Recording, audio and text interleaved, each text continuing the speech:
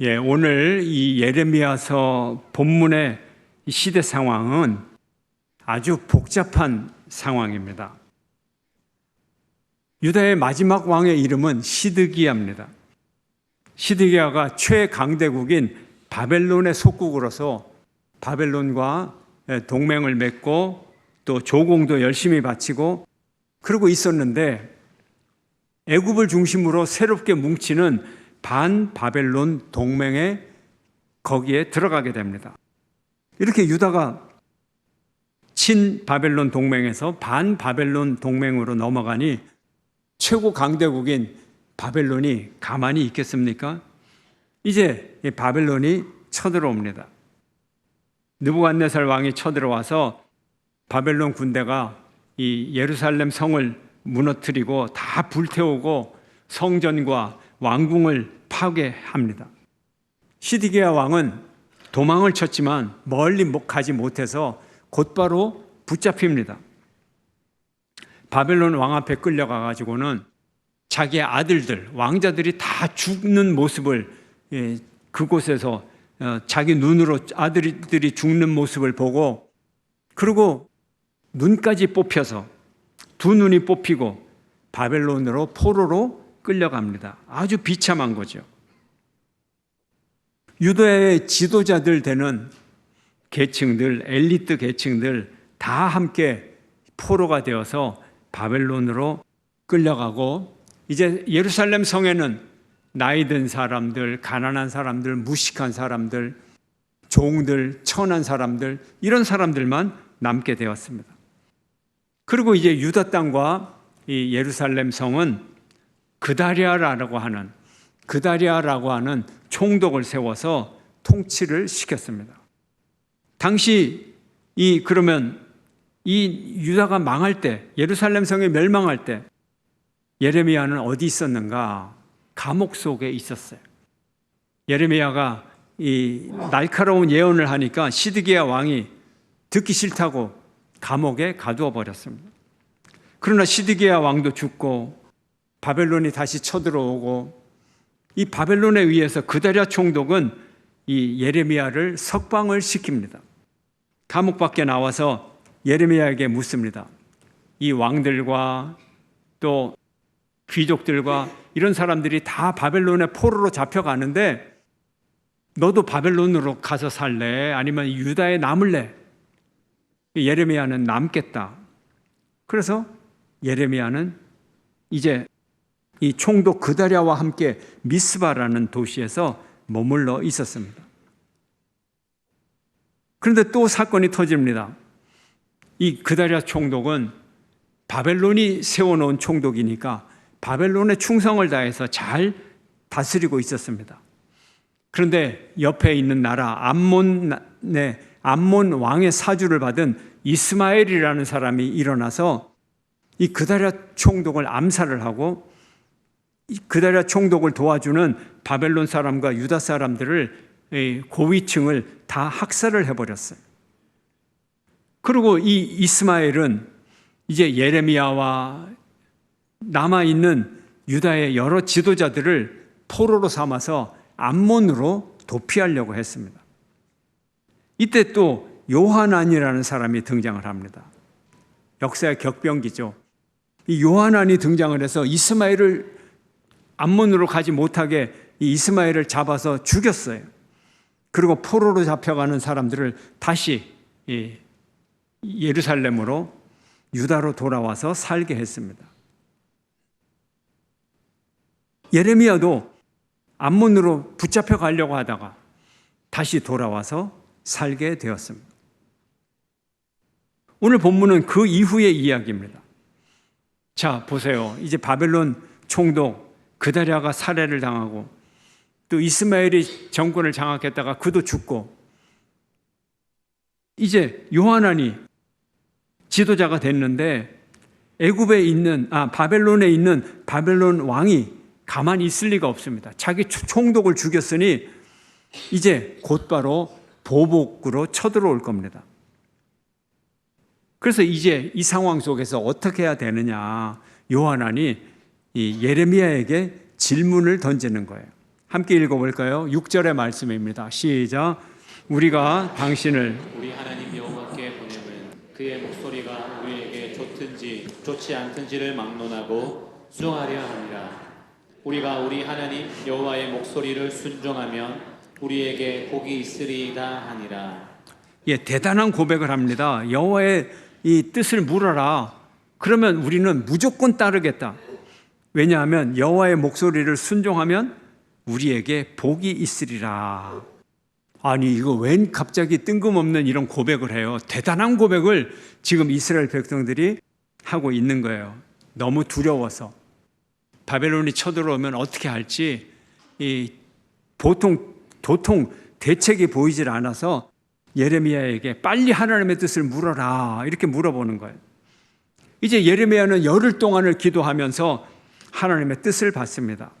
그 결론은 사람들을 모아놓고 말합니다. 백성 높은 장관들에게서부터 가장 낮은 비천한 백성들까지 다 모아놓고 공개적으로 하나님의 계시를 이들에게 공고를 합니다. 애굽으로 가지 말라. 유다에 머물면 하나님이 구원해 주시고 너희들을 견고케 하리라. 이렇게 경고를 합니다. 절대 가지 마라. 가봐야 소용이 없어. 자, 16절은 이렇게 말합니다. 함께 읽습니다. 시작. 너희가 두려워하는 칼이 애굽 땅으로 따라가서 너희에게 미칠 것이요 너희가 두려워하는 기근이 애굽으로 급히 따라가서 너희에게 임하리니 너희가 거기에서 죽을 것이라. 이스라엘 땅, 유다 땅을 떠나지 마라. 내가 너희를 견고케 하리라. 너희와 함께 하리라. 두려워하지 말라. 구원하리라. 약속을 했어요. 근데 하나님은 알고 있어요. 이 사람들이 애굽으로 내려갈 줄을. 그래서 애굽에 내려가지 말라고 다시 얘기를 합니다. 애굽에 내려가 봐야 소용이 없어. 너희들이 애굽으로 아무리 빨리 도망가도 하나님의 칼이 곧바로 따라가서 너희들을 찌를 것이고 하나님의 기근이 곧바로 애굽을 따라가서 너희에게 임하리니 너희는 거기서 죽으리라. 애굽은 피난처가 될 수 없다고 이렇게 또 예언을 합니다. 애굽으로 가지 말고 유다 땅에 있어. 이것이 하나님의 뜻이야. 이렇게 말합니다. 그러나 요하난과 백성들은 예레미야의 말을 거역하고 예레미야까지 강제로 끌고 애굽으로 갑니다. 예레미야는 참 운명이죠. 아까는 바벨론이 끌고 가려고 하다가 네 자유대로 하라. 이스마엘이 또 암몬으로 끌고 가려다가 안 가게 되고 이번에는 애굽으로 가지 말라고 했는데 애굽으로 강제로 끌고서 이 예레미야를 데리고 애굽으로 가는 거예요. 왜 데리고 가는지 모르겠어요. 가기 싫다는 사람을 인질로 삼았는지 하여튼 끌고 갑니다. 하나님의 말씀에 무조건 순종하겠다 분명히 이렇게 말했는데 하나님의 말씀을 전해주니까 전혀 듣질 않는 거예요. 전혀 고려하지 않아요. 참고 삼지도 않고 고민도 하지 않아요. 하나님의 신용도를 고려하지 않아요. 왜 그럴까요, 도대체? 유다 백성들이 애굽으로 내려갔어요. 물론 다 내려간 게 아니죠. 잘난 사람들만 내려간 거죠. 그래도 돈이나 꽤 있고 마차나 살 수 있고 전쟁이 일어나도 가난한 사람들, 힘든 사람들이 어렵지 진짜 고위층들은 어렵질 않아요. 아마 그래서 전쟁을 일으키나 봐요. 애굽으로 내려갔어요. 그러자마자 바벨론 왕이 곧바로 애굽에 쳐들어옵니다. 애굽을 점령합니다. 겨우 피난 갔는데 곧바로 바벨론 왕이 와서 애굽을 정복하고 칼과 기근으로 그들에게 다 심판을 하는 거죠. 결국 이들이 애굽에서 죽게 됩니다. 유다 땅에 있으면 살 텐데 하나님이 가지 말라고 하는 애굽 땅 굳이 내려가서 그곳에서 죽게 됩니다. 예레미야 아무 죄 없이 그 사람들에게 귀족들에게 끌려서 잡혀갔는데 예레미야도 애굽 땅에서 그의 생애를 마칩니다. 이렇게 끝나게 됐어요. 본문의 내용을 다시 보면 바벨론이 예루살렘을 점령하고 유다 땅이 다 망하고 그다랴를 총독으로 임명을 했더니 이스마엘이 그다랴를 살해한 이후에 또 암몬으로 가게 했고, 그다랴는 그 배경이 바벨론, 이스마엘은 배경이 암몬, 그리고 요하나는 배경이 애굽, 이렇게 되는 거예요. 바벨론은 유다에게 일어난 사건, 그다랴가 죽는 사건을 징벌하기 위해서 군대를 보냈어요. 586년에 처음 유다가 망할 때 바벨론이 아주 잔혹하게 예루살렘을 공격을 해서 그 군대가, 그 바벨론 군대가 또 쳐들어온다고 하니까 유다 사람들은 생각만 해도 후들후들 떨리는 거예요. 그래서 예레미야에게 물어봤던 거죠. 그리고 하나님의 말씀에 순종하겠다고 다짐까지 했어요. 엄청나게 믿음이 있는 것처럼 보여요. 근데 하나님의 말씀은 듣지도 않고 순종하지 않았어요. 예언자가 예레미야가 선포했을 때 그들의 계획과 일치하지 않았기 때문에 그렇습니다. 예레미야가 말합니다. 너희들이 유다 땅에 거주하면 내가 세우고 뽑지 아니하리라. 심고 뽑지 아니하리라. 세우고 헐지 아니하리라. 하나님이 분명히 약속을 하셨는데 듣지도 않았어요. 유다 백성은 왜 예레미야의 선포에 순종했나요? 순종하지 않았나요? 순종을 다짐했으면서도 순종하지 않았습니다. 왜 그랬을까요? 하나님께 묻기 전에 이미 애굽으로 가려고, 이미 애굽으로 도피하려고 결정을 다 해놨기 때문에 그래요. 그러면 하나님께 왜 묻습니까? 하나님의 동의를 구하는 거예요. 하나님의 동의를 듣고 싶었어요. 하나님의 뜻을 묻는 것이 아니고, 그들이 원하는 것은 하나님의 뜻, 하나님의 지시가 아니라 애굽으로 결정한 자기들의 결심을 동의와 인정을 받는 거였어요. 우리는 어떻게 기도하나요? 사람들이 기도하면 어떨까요? 하나님, 내 말 좀 들어달라고. 하나님이 내 말 들을 때까지 끝까지 하는 게 작정 기도인가요? 아니면 내가 하나님의 뜻을 알 때까지 기도하는 게 작정 기도인가요? 누가 누구를 설득하는 게 작정 기도인가요? 하나님께 드리는 기도조차도, 말씀을 묵상하는 묵상조차도 내 욕심을 채우고 내 생각을 강화하고 내 신념을 더 강화하는, 그리고 하나님의 동의를 구하는 이런 욕심으로 전락할 수가 있는 것입니다. 유다 백성들은 하나님보다 바벨론 왕을 더 무서워했어요. 바벨론이 쳐들어오면 어떻게 하느냐? 부들부들 떨었어요. 하나님은 두려워하지 않았어요. 하나님보다 암몬 왕을 더 의지했어요.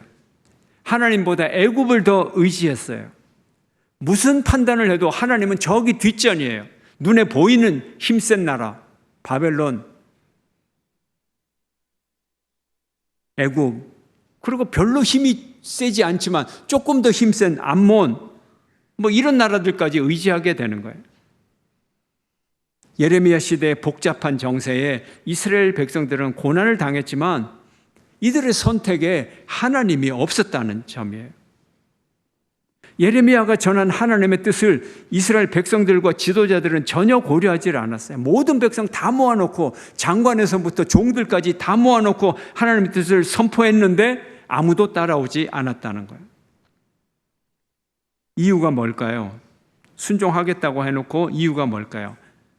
아마도 하나님의 뜻이 눈에 보이는 옵션 중에 하나, 눈에 보이는 선택 중에 하나이면 그걸 믿고 따르겠다는 거예요. 지금 애굽으로 가려고 결심을 했지만 혹시라도 하나님이 바벨론이야 아니면 애굽이야 하면 좋겠지만 하나님이 바벨론이야 하더라도 그거는 지키겠다는 거예요. 그래서 따르겠다 이렇게 약속을 한 것 같아요. 그런데 하나님의 대답은 전혀 달라요. 눈에 보이는 바벨론, 애굽, 암몬이 아니고 하나님의 뜻은 그냥 있어라. 그리고 내가 너희를 지키리라. 너희는 나를 선택해라. 내 말을 들어라. 이들은 이런 하나님의 대답을 전혀 기대하지 않았어요. 전혀 기대하지 않았어요. 그래서 하나님의 뜻을 배제한 거예요. 고려하지 않은 거예요. 결국 그들의 선택은 더 큰 고난과 더 큰 고통을 초래를 했던 것입니다. 얼마나 혼란한 시대입니까? 죽고 죽이고 정권이 바뀌고 넘어갔다 넘어오고 동맹이 바뀌고 이런 역사의 어두운 시기에 더욱 하나님만을 섬겨야 하는 이유가 있어요. 첫 번째, 하나님은 역사의 주관자이시기 때문입니다. 예레미야는 계속해서 하나님이 바벨론을 통해서 심판하시며 유다의 멸망도 하나님의 계획이었음을 선포했습니다. 그러나 백성과 지도자들은 바벨론을 단순히 정치적인 위협으로만 여겼고 하나님보다 인간적인 방법을 택했어요. 애굽과의 동맹을 선택을 했습니다. 하나님의 뜻을 따라야죠. 바벨론을 배반하고 애굽을 따르는 것이 아니고. 두 번째, 하나님을 떠난 선택은 결국은 파멸을 초래합니다. 유대 지도자들은 하나님의 뜻을 거부하고 바벨론을 배반했고 애굽을 의지하는 길을 선택을 했습니다. 이들은 하나님을 선택하지 않았습니다. 하나님은 분명히 애굽으로 가지 말라고 얘기를 했어요. 그러나 애굽으로 간 백성들은 결국은 그곳에서 바벨론의 침략을 받아서 그곳에서 멸망하고 죽어 갔던 것입니다. 세 번째로, 하나님만이 유일한 소망입니다. 예루살렘이 멸망하고 왕과 백성들이 포로로 끌려가던 그 절망적인 상황 속에서도 하나님은 여전히 소망을 주셨습니다. 예레미야 29장 11절, 여호와의 말씀이니라 너희를 향한 나의 생각을 내가 아나니 평안이요 재앙이 아니니라 너희에게 미래와 희망을 주는 것이니라. 아멘. 하나님의 말씀은 재앙이 아니고 우리에게 미래를 열어주고 우리에게 희망을 주는 말씀이라는 거예요. 이것이 하나님의 뜻이라는 거예요. 고난 가운데 살아가고 역사의 암흑기를 살아가고 이런 가운데 있는 백성들에게 하나님을 찾을 때 하나님이 회복의 역사를 이루어 주신다는 거예요. 하나님을 떠난 곳에서는 미래가 없지만 하나님 안에서는 반드시 회복이 있음을 믿으시기를 축원합니다. 네 번째로, 하나님을 섬기는 것이 생명의 길입니다. 유다 백성들의 생존과 회복은 하나님께 순종하는 데 달려 있었어요. 그러나 그들은 하나님께 순종하지 않고 여전히 인간적인 선택을 했습니다. 여러분, 하나님의 뜻이라는 것이 예레미야 시대에 이스라엘 백성에게 뚜렷하게 보였겠습니까? 오늘날을 살아가는 우리들에게 하나님의 뜻이 뚜렷하게 보입니까? 안 보입니까? 안 보이죠. 2700년 전, 2600년 전 유대인들이나 오늘날 살아가는 우리들이나 똑같은 사람이에요. 세상의 옵션을, 선택을 뭐로 할 거냐? 하나님을 선택할 거냐? 질문할 때 똑같아요. 수없이 정권이 바뀌고 동맹이 바뀌는 그 상황 속에서 하나님을 선택하라는 것만큼 어려운 선택이 없어요. 뭔데 도대체 뭔데 하나님 선택하는 것이? 오늘날 우리가 이 상황 가운데서 이 나라와 또 국제 상황 가운데서 하나님을 선택하는 것이 뭔데? 어떤 나라를 선택하든지 어떤 사람을 선택하든지 어떤 이념을 선택하든지 그럼 편해요. 눈에 보이는데 그러면 순종할 수 있어요. 근데 하나님은 나를 선택하라. 그게 뭔데요, 여러분? 이스라엘 백성들이 너무 악하기 때문에, 너무 어리석기 때문에 선택을 못한 게 아니고 인간은 선택이 어려운 거예요.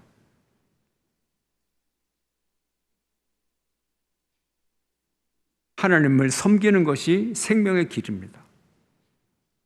인간적인 두려움, 바벨론이 얼마나 두려워요. 이제 쳐들어오기만 하면 다 죽는 거예요. 그걸 아무리 계산을 해도 방법이 없어요. 그냥 하나님이 있어라. 하나님 뭔데요? 하나님이 분명히 약속을 하셨잖아요. 내가 심고 뽑지 아니하리라. 세우고 허물지 아니하리라. 용서하리라. 그게 뭔데요, 하나님? 전혀 고려하지 않았어요. 그때 그들에게 비극이 찾아왔어요. 우리는 애매한 시절일수록, 애매한 시대일수록 더 하나님을 바라봐야 돼요.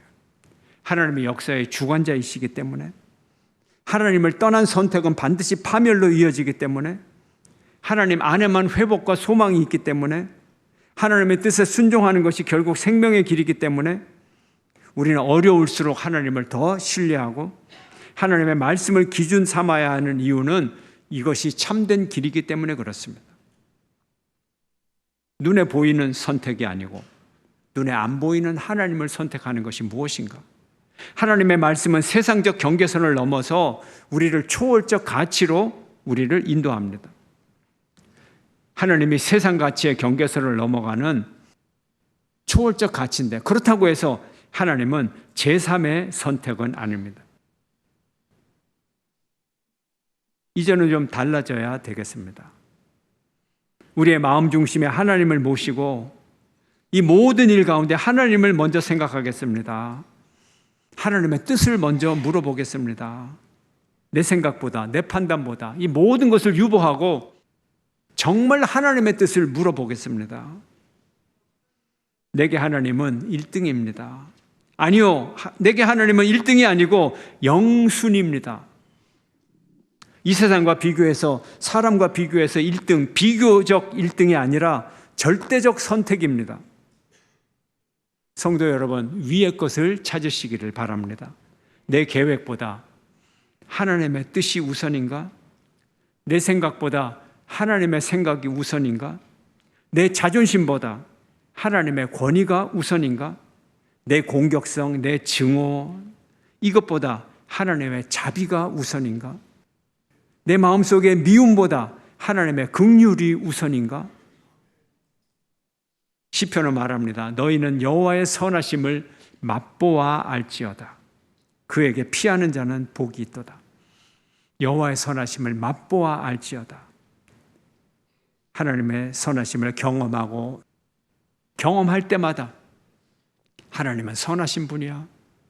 하나님의 성품을 맛보아 알게 됩니다. 하나님의 선하심을 맛보아 아는 여러분이 되시기를 축원합니다. 순종하는 사람이 하나님의 선하심을 맛볼 수 있습니다. 맛본다는 게 뭐예요? 실험해 본다는 거예요. 경험해 본다는 거예요. 하나님을 실험해 보시기를 바랍니다. 말라기는 말합니다. 만군의 여호와가 이르노라.